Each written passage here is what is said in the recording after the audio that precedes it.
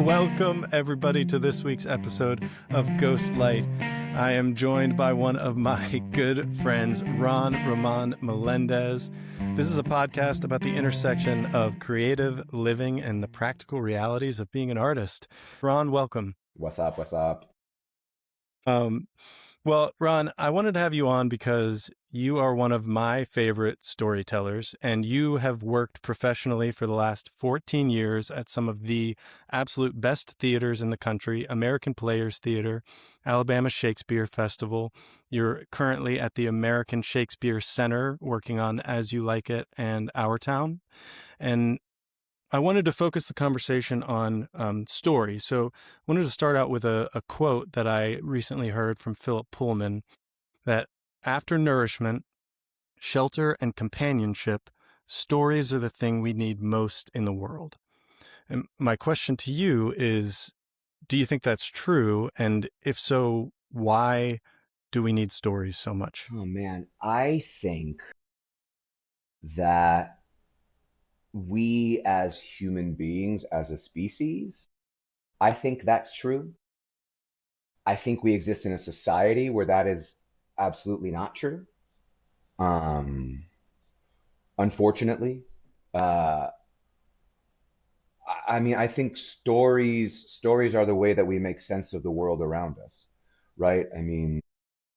We for so much of like growing up and adulthood and the rise of civilization, it feels like all the conversation has been, well, what separates us from the wolves? What makes us any different from the primal beasts, whatever? And it's mankind's ability to reason and logic and craft story and story tell. Because we aren't the only species capable of creativity, right? Because you can find YouTube videos of birds doing fancy dances to attract mates. The planet itself is a living, breathing, creative entity. You sit on a beach and you listen to the waves crash against the beach for a solid 5 minutes, and that's a serenity unlike most others. The fact that the sound of waves crashing against the shoreline is not too dissimilar from the sound of wind blowing through trees. So we as human beings are able to process that and turn that into story. And I think that the necessity for story is evident from the fact that you go back to all of the findings, right? Like anthropology and all this, the first forms of art are cave drawings on walls. And if nothing else, that's a way to mark growth. It feels to me like the original timekeeper were the stories that we told. Before clocks were invented, before we went, oh, the sun does that, and that's what time it is. X amount of time has passed because we tell this story about this event that happened. And then so many amount of moons passed since that story happened. And now here's the story we have today. And it's how we make sense of where we've come from to try to associate with where we are now. And if possible, craft where we're going. So, I think stories are absolutely vital. We're meaning makers by nature. Mm-hmm. Where do you think storytellers miss the mark in kind of this modern society where we are now? Have we drifted from telling really good stories? Do we have the attention span to listen to them? The Spark Notes overly easy answer to that, I think, is just ego. And I don't think it's necessarily the fault of any one singular individual. I think it is the product of a society that is desperately trying to marry the necessity of storytelling that is inherent to us as a species with the societal construct of capitalism and financial gain that has monetized that storytelling and has turned everything into advertising. The attention spans are there. When we put on a play, what we charge for a ticket, the money that people are spending is here. I'm spending this money and I am agreeing to give you my attention for however long. And it's on those creating the art to give something worthwhile, to give something worth paying attention to. And sometimes I feel like that can get confused with needing to pander to an audience, not wanting to alienate, wanting to comfort. I think it also depends on the kind of art that you're making. Like, I think the most existential, tragic drama is as essential as the most frivolous, nothing burger comedy that's all door slams and sight gags and just says turn your brain off. Um, I think the reason attention spans Hmm. have lessened is everything is constantly vying for your attention. And so our attention spans are always on in terms of things pulling for it. I mean, it's wild. I'm just thinking about this now, but I do remember a time back in the day when I could pump gas into my car without a commercial popping up on the gas pump. Like we exist in a society where Hmm. constantly, inevitably, whether you look for it or not, something is getting sold to you. And so bringing it specifically in the context of a very narrow subject that I'm filtering all this opinion through, of it being, live classical theater. So like I'm filtering it all through the Greeks, Shakespeare, and modern classics like, August Wilson. Uh, all of these are stories that nowadays kind of defy the logic of how society is built. Because nowadays the stories that we get are right the 10-second videos on TikTok, that are now crossing over into the reels on Instagram. So it's like an Ouroboros. It's a snake eating its own tail. Which Yeah. end of the self-eating snake do you choose to pay attention to? What scale on the snake is currently vying for your advertising time? Everything's monetized. It's all to say, like, it's grander than just where are we going wrong in storytelling, I think. Um, because I feel like the what has been lost sight of is why are we even telling the story in the first place? So, why are we telling the story in the first place? Or why should we be telling the story in the first place? In the live theater classical industry, a recurring theme that I hear from places producing is audiences are dwindling. We need to get butts in seats.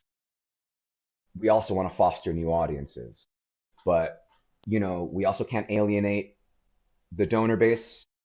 We also want to satisfy the board. And there are so many different, it feels like there's so many different marks that are trying to get hit that where the focal point is on just that simple question of what story do we want to tell? Not what story do we want to tell because we think it's the best decision for the financial bottom line off of those that are donating money and what we assume they might want to see that will challenge them, but also make them comfortable enough to continue to come back to this. Whoo! If you can't say it in one sentence or less, you're already in trouble. And so I think that oftentimes results in plays that are trying to offer more spectacle than substance. It's trying to look at this unbelievable theme or concept that we have on this Shakespeare play. You've never seen it like this before. And the truth is, there ain't nothing we haven't seen before. It's it just can't be done. Shakespeare's been done for 426 years this year. Uh-huh. Greek plays have existed for thousands of years. So lately, I mean, and this is perhaps, I don't know. I don't know that I'm alone on this, but it sure feels like with a lot of the plays that I see going up, especially classical plays lately, where I'm like, it feels like lately the revolutionary concept is to quote unquote just do the play. Look at the words that Shakespeare gave you in the order that he gave them to you and make it make sense. Um, it. it's a little disheartening because every now and then it feels like classical institutions themselves in some way have given over to, well, it's Shakespeare, so the audiences aren't going to understand it. So we got to give them something to grab onto. And ooh, that's a tough place to create from because if you're taking the necessity of the words out of the core of the rehearsal process, you're dead in the water to begin with. What are you focusing on? Have you been in rooms where there's a conversation about this, like with the entire team? Who are we telling this story for? The answer usually is, well, we're telling the story for our community. And it's like, okay, okay, great, great. When you say community, what does that mean? What do you think that Right. means? What do I think that means? What does the group think that means? And it's making me think of this idea of the universality of stories. That's oftentimes a big keyword, a big bold glossary term that exists in creative spaces of, well, you know, the plays are universal. Shakespeare has existed for 426 years because he's universal. Yes, and also Shakespeare keeps getting produced because you don't have to pay royalties on some of the greatest text in the English language. Like, let's just be honest about that. That's very convenient to have some of the greatest poetry and text ever written be free to produce. Let's go. Um, Yeah.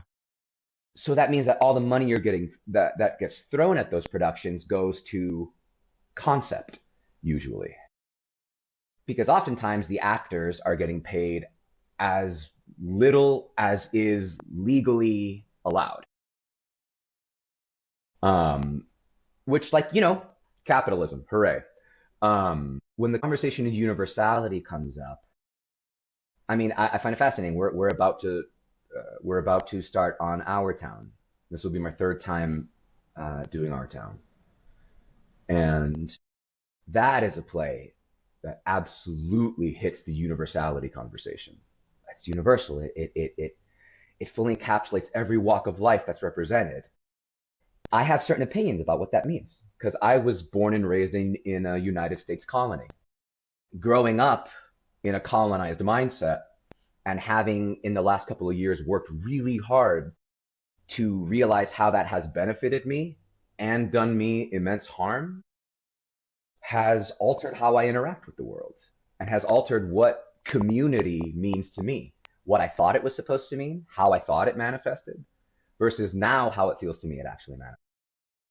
And so then how do we do that with plays? And what that means in, right? Because I like to think, okay, great, it's all up here, universality, community. Those are great ideals. Practically, how do we do that on stage? What does it mean? What does it look like? Because, I mean, you can say you're doing something for your community, but then you can have folks that have lived in that community since they were born who have no idea that the theater exists.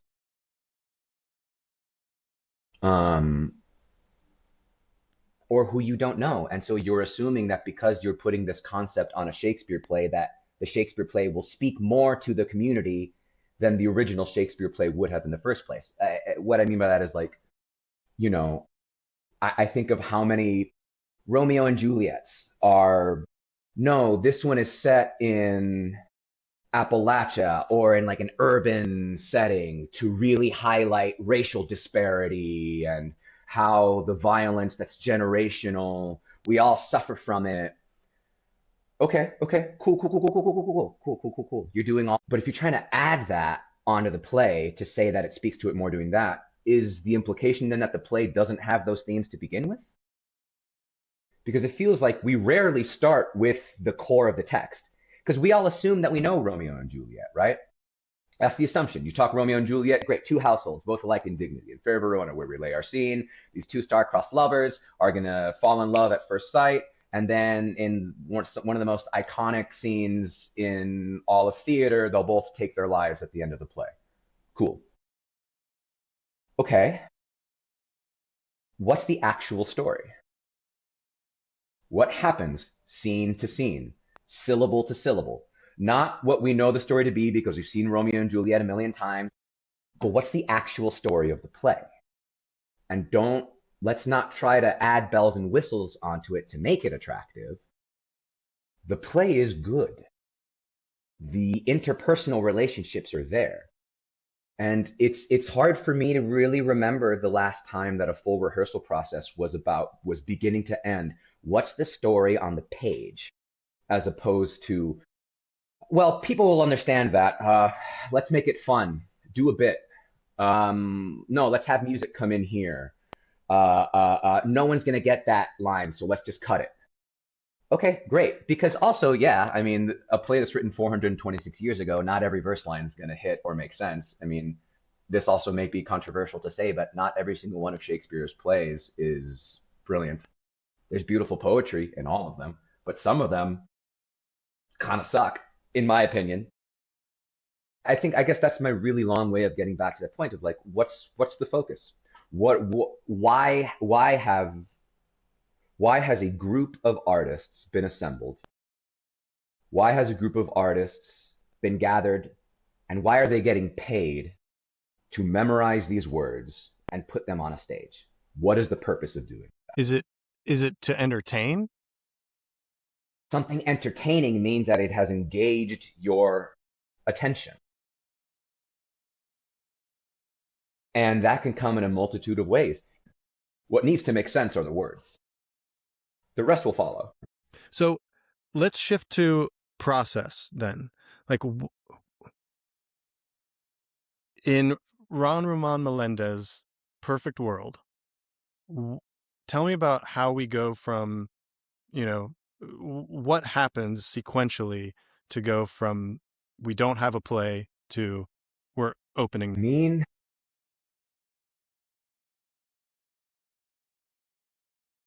I think there has to be a constant focused curiosity.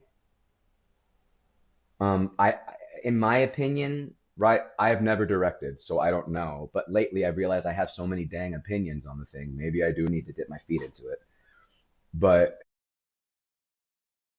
it goes back to that question of what are we focusing on? Right?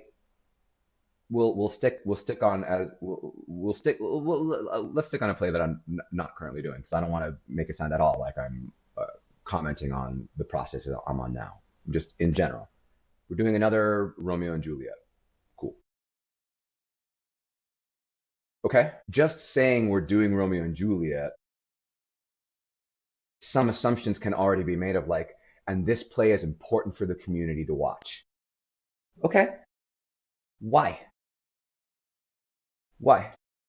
And not just why is it important for them to watch, why is it important for the community to watch us do this? They don't know us anything. The assumption is that we're professionals and we know what we're doing, so there's an excellence in the storytelling. And I think that's what an ideal process for me is.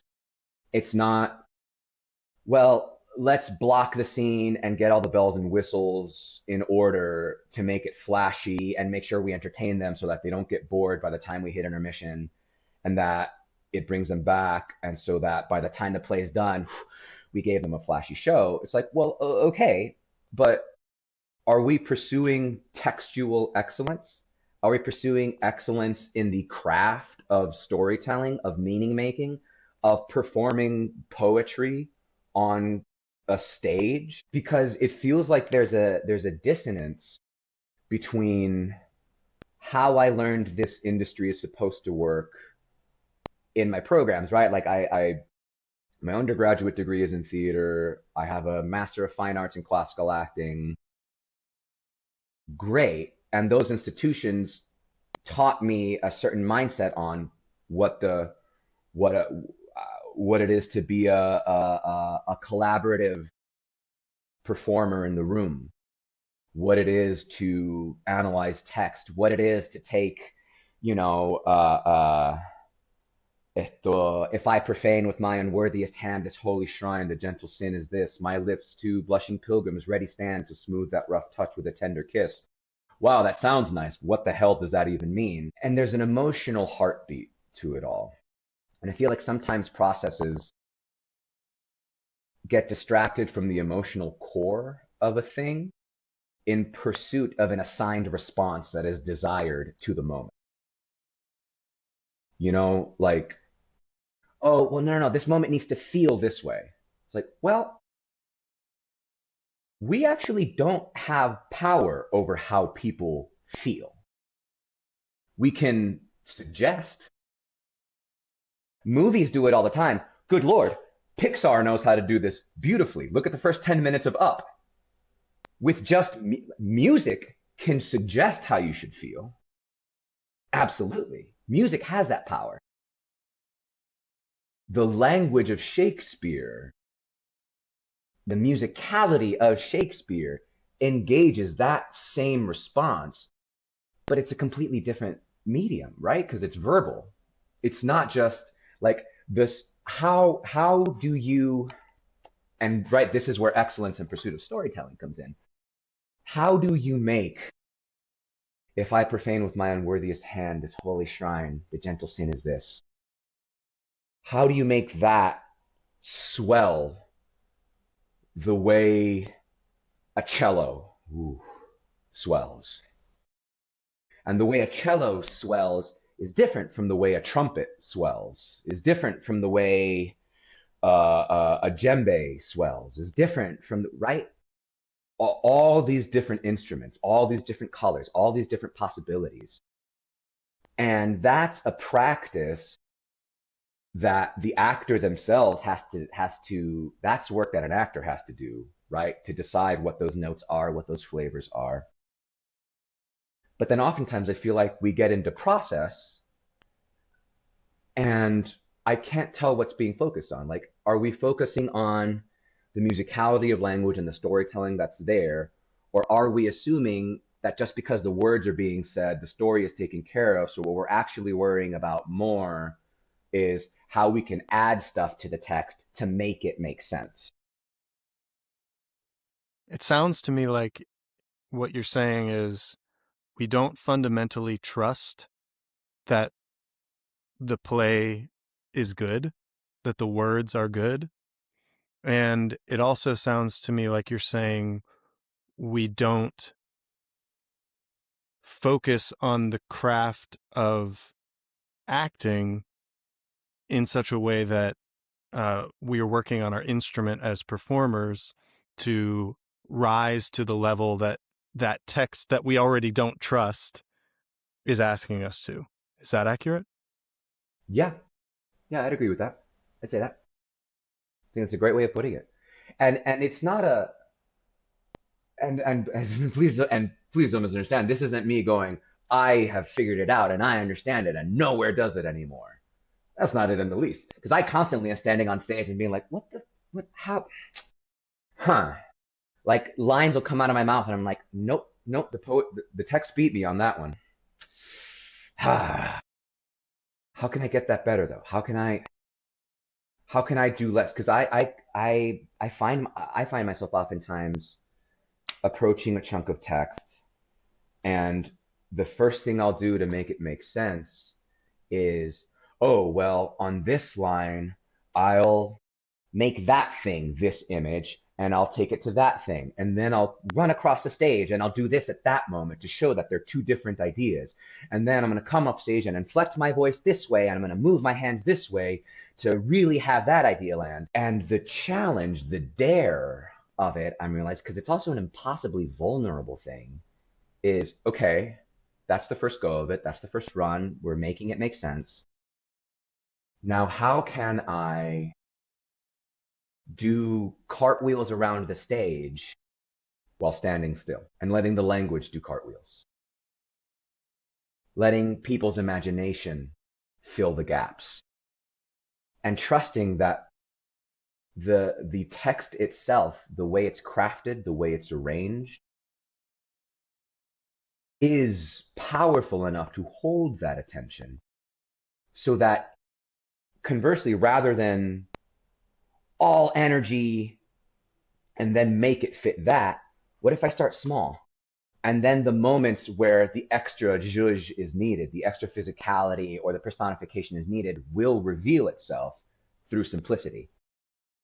Like it's finding the complexity in the language and then have that complexity inhabit the body to create a performance, as opposed to starting with complexity in performance that will signal back at the language that is being obfuscated by all of the extra stuff that's going on. And it's, I mean, and that's a lifelong practice. I know actors that, my goody goodness, I don't think it has to do, yeah, training is great. Refining of craft is great, but also it's an art form. And there are some folks that are, wow, I'm in the phase of life where I can say this now. There are some folks that are 15 years younger than me that I see speak some Shakespeare text, and in my brain, right, like who am I? Who am I to say who's good and bad at Shakespeare? No one. No one. I've just been doing this for a long time, so I've seen a lot of it. There are 20-year-olds that I see perform Shakespeare, and in my brain, I'm like, I mean, yeah, I have a couple of notes about, hey, you have kind of like wacky, wavy, inflatable tube man arms right now while you're saying your text. But good God, the clarity of the language is there. I see artists that are senior to me that also just have the ability to walk out, stand in the middle of the stage, boom, and deliver a page and a half monologue that feels like it goes by in 30 seconds. And there's a difference between, well, I need to understand every single syllable of every single word, and I need to understand the image that's being crafted and the story that's being told. And as you can tell in how I'm talking about it, like that's the stuff that excites me. That's why I'm a classical theater dork and proud of it. Um, What do you think makes the difference there, right? Like why are some actors able to walk on stage and command your attention and do so little, and others feel the need to add a bunch of stuff to keep you engaged? yeah, I mean, I think the answer for this will vary to every artist that you talk about, right? Because it's such a vulnerable personal thing. Like art is such a personal thing. Um, that I think it comes down to that individual artist's confidence and trust in their own craft. That what they're doing isn't, here's how I have perfectly analyzed the way to deliver Shakespearean text so that every human being who hears it, regardless of how well versed they are in the academia or theory of poetry and its construction, will understand it.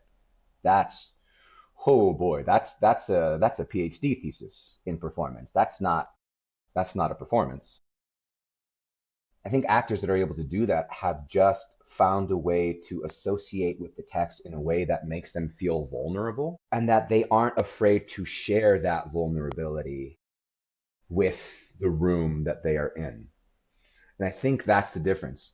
It because I have watched performances where I'm like, wow, that actor is is an incredible textual analyst. Like I just watched that monologue, and my God, the way that those images were strung through, the way that that thought was presented, wow, that was masterful. Did it make me feel something? Not necessarily. And that also doesn't mean that their performance was bad. That also means that it didn't speak to me personally. But there are some artists that when they speak, no matter how bombastic they are or how simple they are, it feels earnest. And I think that earnestness comes from like we as humans generally have an ability to recognize when we're being pandered to, when we are being asked, when like how we should feel about a thing is being suggested to us rather than letting us make the decision about how we feel about it.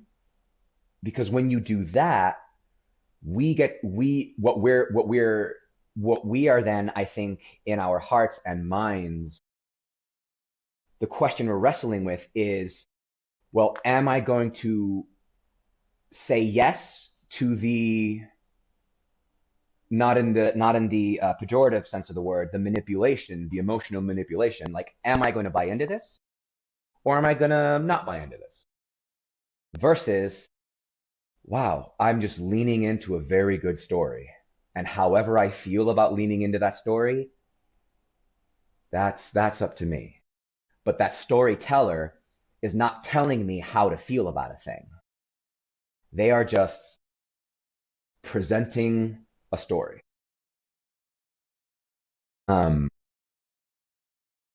you know, I think of some plays I've seen where you can tell that a theater has money because in the scene change, a giant 12-foot tall fence, 30 feet long, flies up out of the stage while this enormous concrete block wall is coming down to show this like modern dystopian aesthetic that's being thrown onto the play, and it feels cold and there's this enormous light shift, and wow, I'm taking that all in, and only after I've taken that all in do I realize that we are 2 minutes into a scene and I have not paid attention to a single syllable that's happened.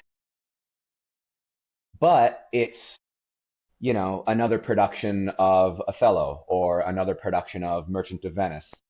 And so the assumption is, well, it's a Shakespeare play, so people know what's going on. Do they though? Yeah. And it's like there's I think we as human beings have this tendency to want to add things when, to make something work, we want to keep putting things on top. And it seems like the vital question that you're pointing to is what is necessary, like truly necessary, to make sure that the story is being told. Because if it's taking us away from the story, if it's not pointing us to the end, it's not getting us one step closer and making advancements there, that then it shouldn't be there, even if it's really cool, right? Right, right. So many concepts that I see thrown on a Shakespeare play will, even if the overall production is trash, there will be one moment that's like, ooh, that hits really hard. That actually, the concept and the moment hit really well. And that usually tells me that the entirety of that concept was born out of the idea, whoever it is that came up with that concept, that, hey, wouldn't it be really cool if this one moment was set in this setting, or this was the new world around it? Oh, it's let's use a play that no one knows. It's Timon of Athens, but it's set in the alien universe. So actually, Timon is on the Nostromo, and his little cave keeps the xenomorphs out. And people need to figure out, he's hoarding all the wealth in that cave. It's a deeply imperfect metaphor, and everyone who actually knows Timon of Athens will discredit me for ever calling myself a Shakespearean actor for doing that. But cool, yeah. Maybe there's one moment where the concept looks really cool because you've got Timon sitting in this like retro sci-fi chamber thing, and that one image is rad. But there are 5 Shakespearean acts to get through, a multitude of storylines that oftentimes bop back and forth in time and place at the drop of a hat, in a way that the play isn't asking you to actually deal with. Antony and Cleopatra has 3-month time jumps between, like, act, and this is improper, but let's say act 2 scene 1 and act 2 scene 2 can have the same characters, but 3 weeks have passed. Does anybody ever say that? No. We as the actors need to know that because we need to make sense of what the hell is going on. But there's something I think about peeling back all of like the cool conceptual stuff, because in my opinion, the cool conceptual stuff is the fact that you're doing a Shakespeare play. And the cool conceptual thing is that characters are speaking either in blank verse or in iambic pentameter, and they are constantly either beholden to the rules of that poetic verse or that poetic prose, or they're breaking the rules of that poetic verse and that poetic prose. And what does that mean? What does it mean? Because like we constantly say, right, iambic pentameter, that's the heartbeat, ba bum, ba bum, bum bum, bum bum, bum bum. So if that's the heartbeat of it, if that's the natural rhythm that the play wants to be, what does it mean when characters break that rhythm? Um, and that's stuff that I don't think needs to matter to an audience. It doesn't. It really doesn't. It matters to the actors putting the work on because A, that's what we nerd out about. That's what fills our hearts with joy because that in and of itself is inherently, I believe, entertaining. When you have all these extra bells and whistles, they force our minds to have an established time and place. And then anything that's disjointed with that, well, our minds are locked into a time and place. And if the play is fidgety with time and place, but your concept isn't, then your concept is at war with the text. I mean, I think that's the brilliance. That's the brilliance, right, of the opening monologue of Henry V.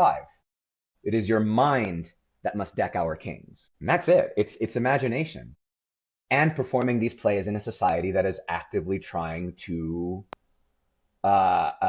shackle human imagination. I mean, don't even get me started on AI. I was in a talk back where an audience member, a production I did a couple of months ago, where an audience member in a talk back asked us what it felt like to slowly be becoming obsolete because of the rise of AI. And I'm like, that is first and foremost, we are live flesh and bone real people. So I mean, if we're actually dealing with the question of the boom of AI and the advancements of robotics, and now them making humanoid, realistically working things, and you're going to upload AI into robots, and we're going to make them do theater. Okay, but I don't think humans were placed on this planet to make ourselves obsolete. And yet, and yet, and what I think is actually important, and this is where I don't know. I feel like this is where I usually lose people in being maybe a little too optimistic or a little too unrealistic of the actual world that we live in. Is that all of that money could instead go to paying artists more, could go to paying staff more, could go to paying the individuals that make the institution run a more livable wage that keeps up with the increasing cost of merely existing. There is repetition to this narrative where um, what happens is there's a lot of money flowing through theaters, but not a whole lot of money flowing to the artists making the thing. And I don't mean that as an accusation to the organizations, because I think they are up against really, really tough times. But it does beg the question of where are we spending the money and why? And is it in service to the mission? Because all this kind of ties into storytelling, right? What story are we telling? Who are we telling it for? And at the end of the day, are those people being served by that story? And are they actually being served? Or are we more caught up in patting ourselves on the back because we're telling a story and assuming that they're being served, that we're not actually paying attention to whether or not they're being served? What as an artist who went and did businesses and then am in food service, what I really like is seeing the connectedness between price, cost, and value, right? So There's the price that you set. There is the cost of what it created, what it took to create, and then there's the value. And if you don't get those in the right order, then the whole system breaks. I I something I try to remind myself of, because it can happen to artists too, especially if you're when you're in classical theater, especially if you're in Shakespeare.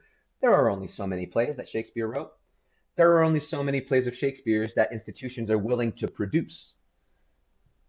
You know, places are far more like, since I already named it, places are far more likely to produce Romeo and Juliet than they are to produce Timon of Athens. And so it can be pretty easy when you go into plays again and again and again, to kind of get a little lazy and be like, well, I already know the story. I already know how it works. Fine, great. I know what I'm doing. I Something that's very important to me in terms of the pursuit of excellence and entertaining the audience and valuing and cherishing the audience is, do I feel like I am making every cent, like I individually, like I can't worry about what the whole production does because I'm not every other actor on the stage. All I can control is my own presence and be as aware on stage with everyone as I can be, to have fun, because at the end of the day we're memorizing words, putting on costumes, and going out there to make abject fools of ourselves to entertain. And I love that. I absolutely love that. I can't, but at the end of the day, I think about each individual seat in the house. And let's say, hypothetically, ticket costs, right? The price of a ticket is $60. Person pays $60. Generally, if someone's coming to the theater, they're not usually just buying a ticket for themselves, right? They're usually coming in pairs or a group. So let's say one person is taking a date to a theater, first date. We're going to see Romeo and Juliet. Ticket costs $60. Okay, so that's $60 paying for two people. Because come on, if you're going to ask somebody out on a date, come on, you gotta foot the bill. You gotta make an impression. Tell them, show them that you care, show them that you're putting forth effort. So that's two tickets. That's $120 just for the ticket. If you're going on a date, then maybe you have dinner first, and the cog of it all is going to see the play. Maybe you have dinner first. Okay, great. These days, you're looking at least 25, $30 per person if you just get some food and you don't get drinks. If you get drinks, you're looking at least $50 to $60 per person. So let's say $60. Let's take the lower end of that. Let's say $50 with drinks. So that's an extra 100 because that's per person. So we're already looking now at $220. If you live in town and you can walk to the theater, great, you don't have to worry about it. If you're driving from out of town and you can't, and there's no free parking and you're having to pay for parking, let's say that's another, depending on where you're at, $6, $8. And this is assuming like small town prices. That's where a lot of the theaters that I've worked for. Don't even get me started on major cities. Small town prices, you're paying $6, $8. Okay, so that's 228. Let's round up to $30 because that's not even including taxes. So let's round it off at, say, $250. The price of all those individual things is what we've noticed. If I'm understanding the price cost value thing, right? The cost of the overall night is at least $250 to come see a play. My job, then, I go, okay, Ron, is the value of your performance worth $250? At least. At least. That's what I owe the audience.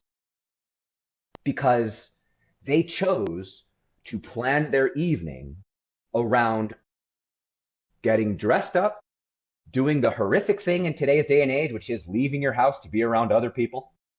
I'm an introvert. That's why I say it. I love people and I hate them. They're wonderful and awful. Big crowds, ooh, but I'm on stage, so I feel safe. I digress. Is it worth that much? That's what I owe an audience. And I like to think that, yeah, no one's perfect. Maybe I'm sure there are days where I do not live up to that, but it helps keep me honest, I feel, in approaching every single performance like it is, rather than just another performance in the run. That performance is that one night. And I have that one night for someone to go, that was fun. I wonder what else this theater's doing. Or that was fun. I should go see another play. Versus, I didn't really understand that. Why did I spend $250 when we could have gone to dinner and then gone home and watched Netflix? Because I paid $15 a month rather than 250 a night.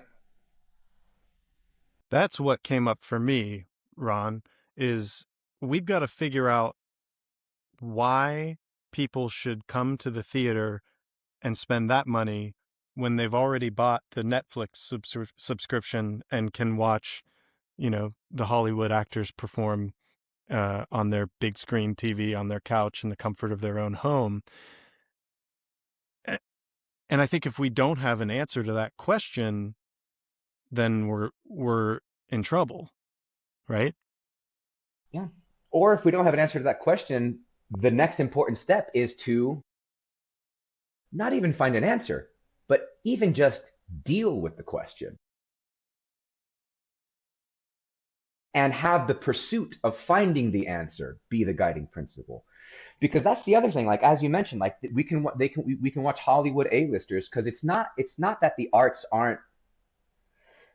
I do often say that we live in a society that doesn't value the arts. I think we live in a society that, and this is painting with like the broadest brush here.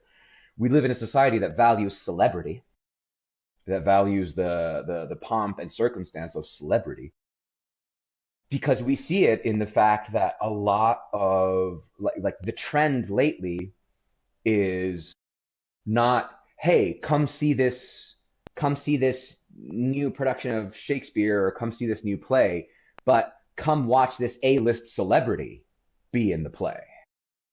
Come watch this movie star be on stage. And what I find absolutely dangerous about that is that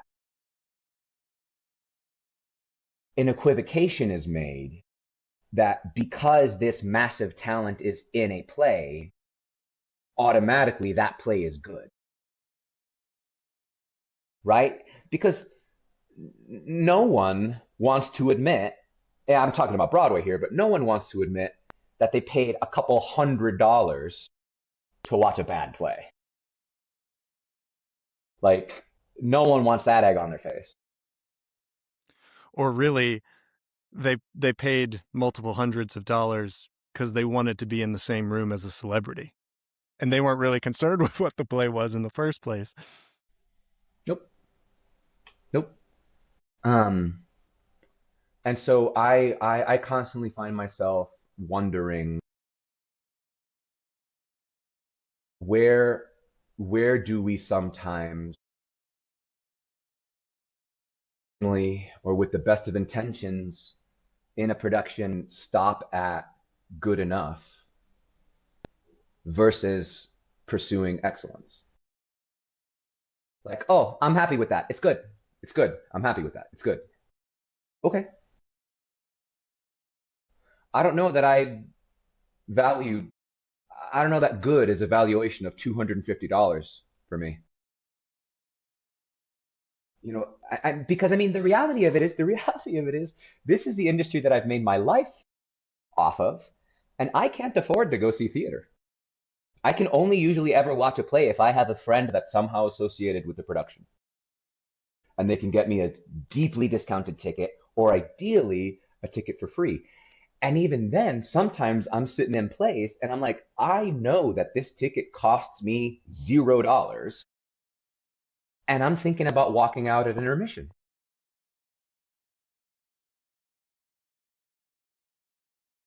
And that's not, and I don't think, and in many cases, I don't fault the actors for it actually. I'm looking at a production as a whole and I'm like, I don't know what I'm paying attention to. I don't like, I know the story because it's a Shakespeare play, but there's a cognitive dissonance between the story on the page and Yeah. the story being presented. Right. And I'd rather go for a walk because I know where the story's going. I mean, hell, Romeo and Juliet ruins the play in the first monologue. Tells you everything that's going to happen. So if you're trying to make a production of like, ooh, well, how do we see them? How do we surprise? They die at the end. So how do we make that bear weight? It's like, well, yeah, that's a good question. But Shakespeare tells you at the beginning, two star-crossed lovers take their lives. So I don't know.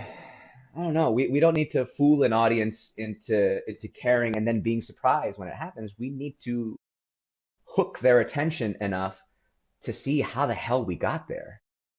Like, what is it about the world around them? Which means, what is it about each individual scene? What is it about each individual character relationship that led to the absolute devastating catastrophe of two teenagers killing themselves because their families won't stop bickering? There was a summer where I was working at the American Shakespeare Center, and we had a day off and went and saw the American Acoustic Tour, which was Punch Brothers and this group called I'm With Her, which is a super group of three amazing vocalists. The long story short is I went and saw them perform outside.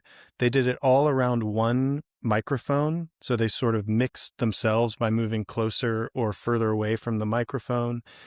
And the thing that stood out to me and that I was really challenged by, and what you said made me think of it, is the masterful execution of these musicians in a live environment. They, if they hit a wrong note, man, did I not notice, because it seemed as if it was 100% perfect, flawless start to finish. And I was really challenged by that as an artist, because I think I've experienced what you were talking about of, it's good enough. Oh, it's good enough. Like, yeah, I got there, or I dropped that line. Oh, well, that's not a big deal. And going back, feeling a renewed sense of that's not good enough. I want to get, I want to have the flawless, no notes missed. I want to figure out how to make it as flawless of a performance as I can possibly give. And so it sounds like you think we let ourselves off the hook a little bit too easily with that as theater artists. Well, here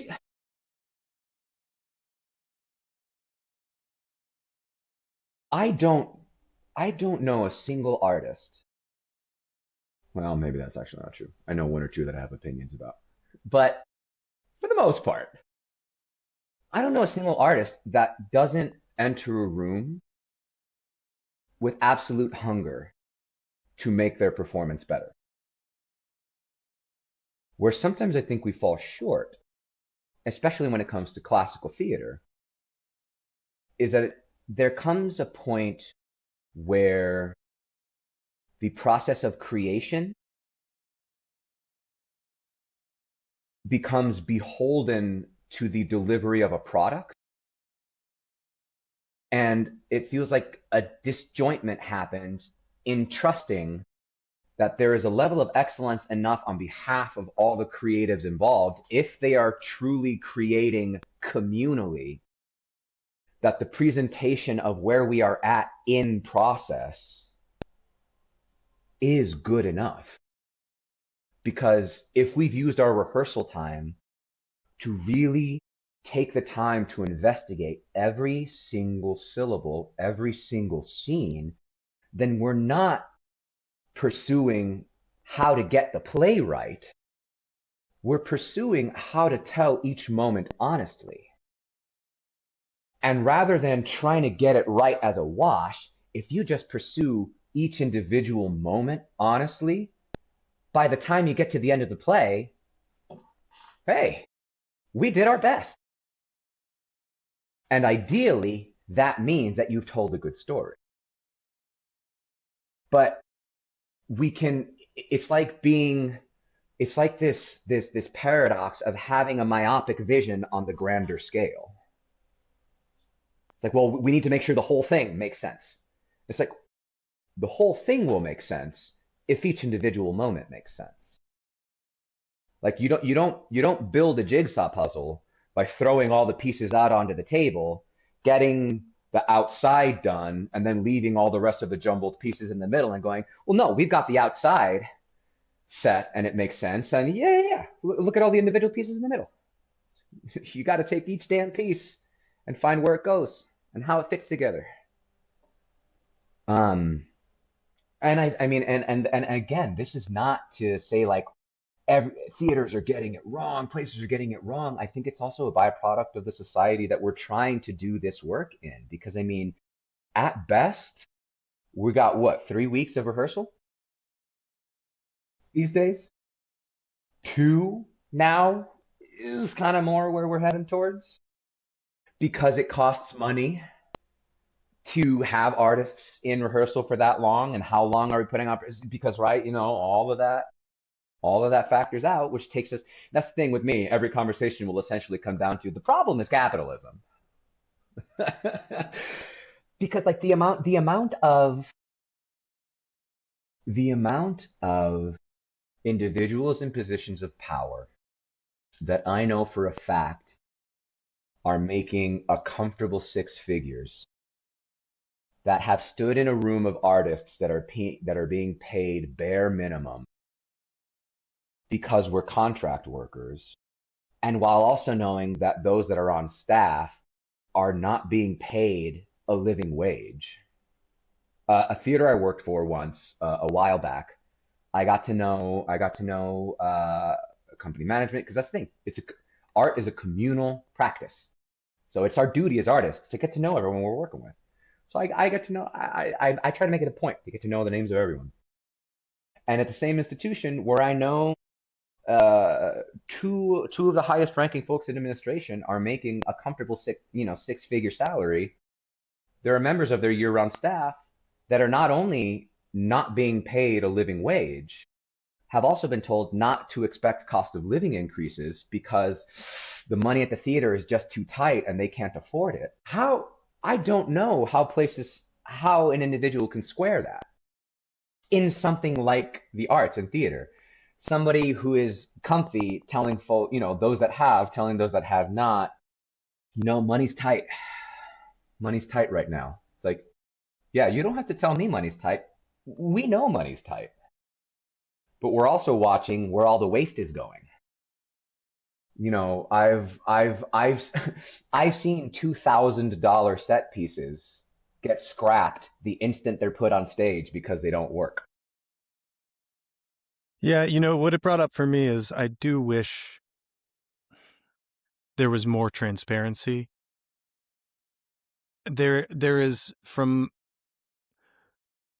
what I've experienced so far, is there is a nod at transparency by organizations because they do nonprofits have to disclose. So a lot of this stuff is public information, their taxes and all that. So you can look up, but it's very limited information, and there's the more that you look into accounting and the art of finance, the more you realize why it's called an art, because there is a lot of interpretation and choices that get made and interpretations of figures. And so what I'm saying is the tax forms I don't think they resemble the budgets, and I think as someone who, I'm very grateful to have had some success in not in the field that I went to school for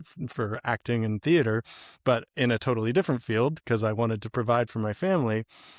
And now I want to become a patron of the arts. That's information I'd really like to know, right? I would like to know how much of this annual budget is going to the artistic staff, the designers, the actors, the playwrights, the directors.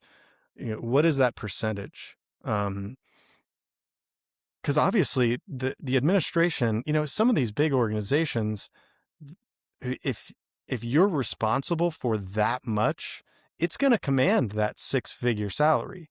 So it's not that even that is misaligned, but I do think what you touched on is exactly where I'm leaning into, right? It's like, I just want to understand before I support, is this thing, are you investing in the arts? Right. I mean, and and I also have no pretenses of making it sound like I know the answer and I know how it works, because I do not. My sole job has only ever been being an actor on stage. And I also know that I'm speaking from an unbelievable position of privilege, in that from the moment I decided that I wanted to make this passion my life's work, I have consistently found myself in the rooms that I've tried to get into. Out of undergrad, I felt like I was not ready for the professional world, so I wanted to audition for graduate schools. I didn't even know what the heck that meant. I had some instructors say, "Hey, there's this stuff called ERDAs," and everyone I knew who had tried them were like, "Yeah, good luck. I've done ERDAs 3 times and have never even advanced." First time doing ERDAs, I got 8 interviews for different institutions. Got accepted into grad school. Straight out of grad school, I got accepted into the tour here at ASC. And that was, I mean, it'll be 10 years ago this June that I first came to Stanton, Virginia. So, I mean, which is why also I know I'm going to be an unbelievable sobby mess doing Our Town, because Our Town is the first play I ever rehearsed in the Blackfriars Playhouse. And come June, we will have our first read of Our Town. So on the 10-year anniversary of me coming to this place, I will be rehearsing the first play I ever did here. And that's the beauty of art. It meets you in phases of life, and you learn so much about yourself based off of how you're interacting with that same piece. I mean, I think that's what makes painting beautiful. That's what makes music beautiful. That's what makes live theater beautiful. That's what makes ballet beautiful. Every performance art, every methodology of art, it's ultimately the same product once it's done. What changes is the self. And so, because you cannot put a price on what we put stock in when we invest, as you said, in institutions, is, well, what are your values? Are you living by those values? And so, and maybe this is foolhardy of me, and maybe this is me like comparing apples and oranges, but like, and I'm also actually gonna qualify this with saying, like, I don't know if this is actually, if it is wise to associate this as right or wrong, but to me personally, if, as every institution says, right? We care about our community. We want to, we want to perform for our community. We're invested in our community. Okay, excellent. As an institution, capital I institution, the grander thing, not just the theater. What is a community? What's a community? Right? It's a gathering of individuals. It's a gathering of individuals towards a common purpose. Let's say you can check me on the Webster's definition of community. Maybe I just have the definition of community wrong. It's a gathering of individuals towards a common purpose. Great. So then when you say that you're here to care about your community, do you mean the community outside of the community that makes the institution run? Or is the community that makes the institution run part of the community that you're trying to take care of? Because if that's the case, shouldn't we be looking towards more equitable practices in terms of remuneration? I I'm not saying that it's not, that those who are in directorial positions of these institutions don't have an unbelievable amount of work that they need to do. I'm not knocking that in the least, but I'm also acknowledging that yes, they have that work to do, but if there was no one to run or to participate in the institution that they're running, they would be steering a ship that has no crew and no sailors. And if you're the captain of an empty vessel, great, have fun with that. And, I think that's part of the practical aspect of this industry that oftentimes has it feeling like a meat grinder. Like sometimes it just chews up those that have dedicated themselves to it, who care about it, who are very passionate about it. And I'm aware that I'm also speaking in some kind of utopian ideals because the industry is very cutthroat because in the system of capitalism, for every person that decides to stand up for themselves and say no, that amount that you're offering is not what I'm worth, there are six other people that can afford, maybe because they're earlier in their career or the reality of their life is just different, and they can say, oh no, I can do that though. Yeah. The it's a sad thing to me because what ends up happening is people who their passion and their thing in their life that they are best at, they walk away from because they can't reconcile the finances and the art form. And what I think is terrible about that, Ron, is you are such a talented actor who I love to watch, right? Uh, and and yes, I'm giving you not false praise. This is true praise.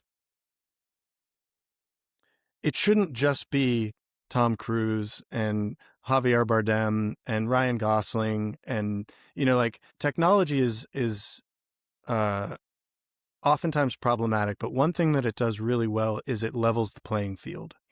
And you see it with influencers, right? Being famous used to be reserved for a very, very select number of people. Social media and cameras in our pockets has made it possible for anybody to put themselves out there in such a way that they expose themselves uh, to being famous, to being well known, to having an audience.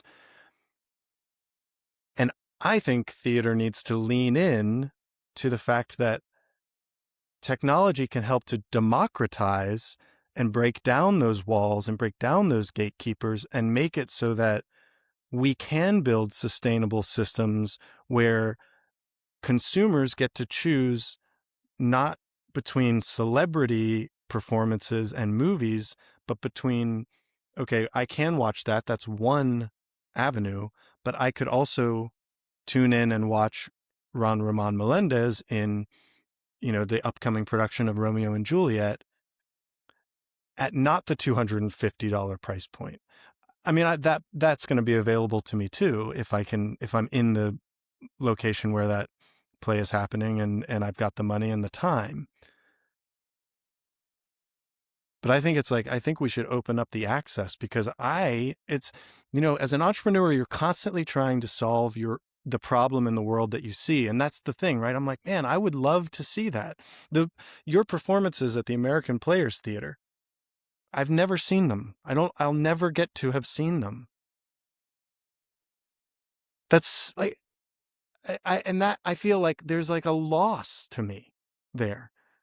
I mourn the fact that those things happened and I wasn't able to be involved, and I wish I could have been. I wanted to be there.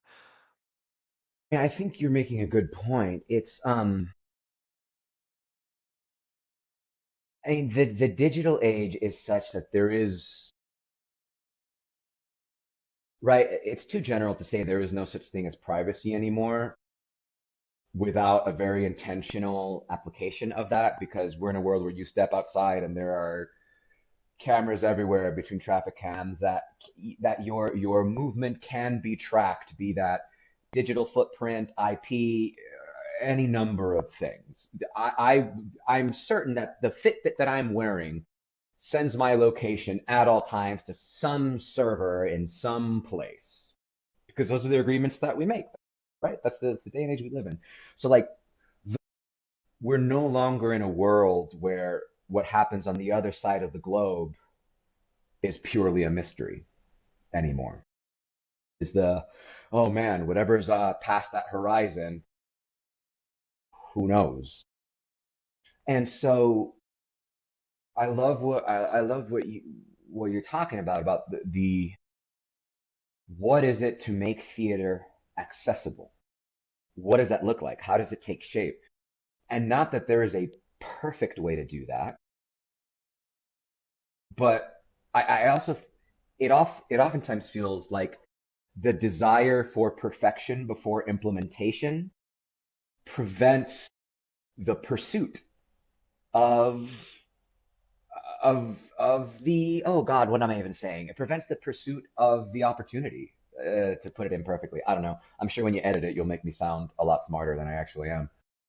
But it it it, it becomes prohibitive. Oh, yeah, that would be great, but we don't know if that'll work. Okay, you don't know if that'll work unless you try. And I mean, if the arts have reached a point where they're afraid to try anything unless they're guaranteed that it'll succeed, is it art anymore? I don't know. Well, and we're just going to keep getting more of the same, like that's, and we see it in the headlines, right? The theaters closing down, the audiences are disappearing, and you're seeing it, I'm sure, on the front lines. It's like they're just not selling tickets like they used to. Right, right. Well, I mean, I also think that a lot of that has nothing to do with the fault of the arts, and it just has to do with the fact that you can't go to the grocery store without spending a minimum of $60 to $100, even if all you're doing is buying a loaf of bread.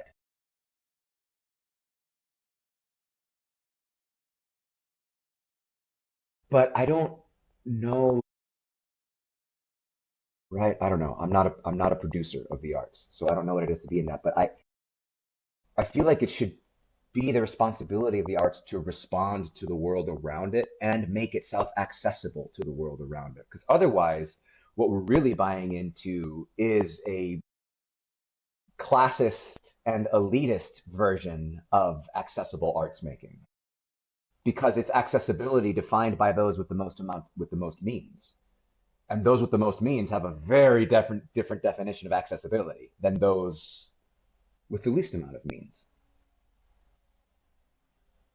um, And what it takes is people who are willing to be genuinely philanthropic in a society where philanthropy is a business all its own, where the apparition of being giving is more important than the actual functional, practical act of offering up wealth and means to the greater community at large.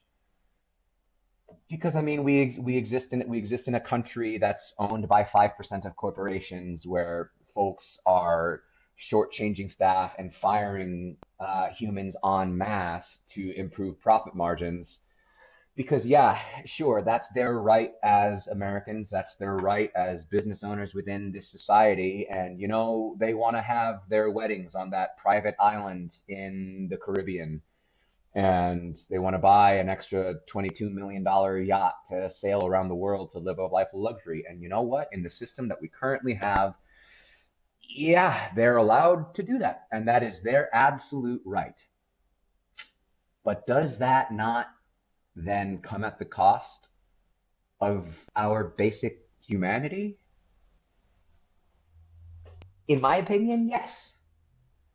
Because our survival on this planet has to have come from community. One of my favorite oh gosh, what do I even want to call it?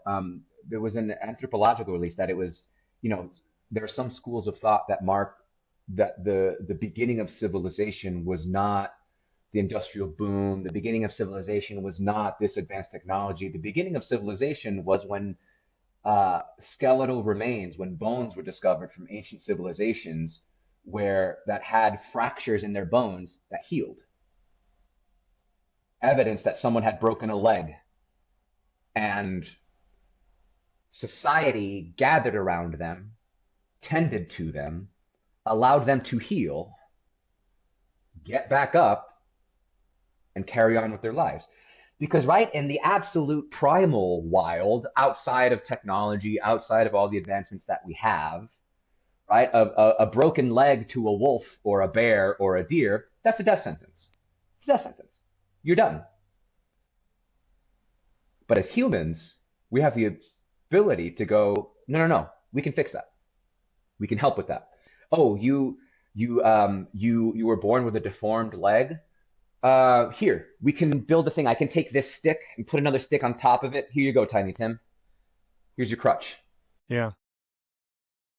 You just inadvertently answered the question at the beginning of the podcast, which is like, why stories? And I think what I'm hearing you saying is the stories help build the community, and the community is why the story. Right? Yeah.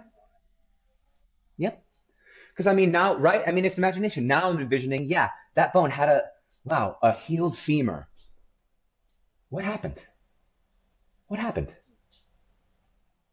What happened? And also, how did we get to the point that specific tribe or community or whatever valued that individual's life? What was that community like? Oh, wow. And what can we learn? What can we learn from it? And what can we learn from it to move forward and be a little bit better going forward? Ron, you have a call that you have to get to. I've kept you on this podcast, so I need to let you go to your rehearsal.